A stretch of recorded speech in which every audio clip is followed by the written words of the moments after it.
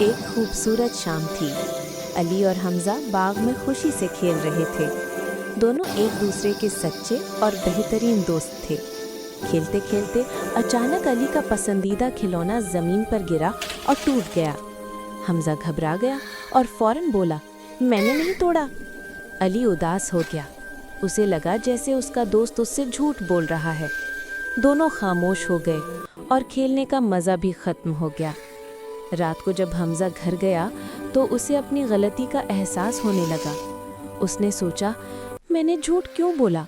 अली मेरा बेहतरीन दोस्त है, मुझे सच बोल देना चाहिए था। अगली सुबह हमजा हिम्मत करके अली के पास आया और बोला, अली, खिलौना मैंने ही तोड़ा था, माफ़ कर दो, मैं डर गया था इसलिए झूठ बोल दिया। अली ने उसे प्यार से देखा और मुस्कुराकर कहा, कोई बात नहीं हमजा, सच बोलने से ही दोस्ती मजबूत होती है। दोनों ने मिलकर खिलौना फिर से ठीक किया और हंसते हुए दोबारा खेलने लगे। और बच्चों, याद रखो, सच बोलने वाला दिल हमेशा मजबूत होता है और सच्ची दोस्ती कभी नहीं टूटती।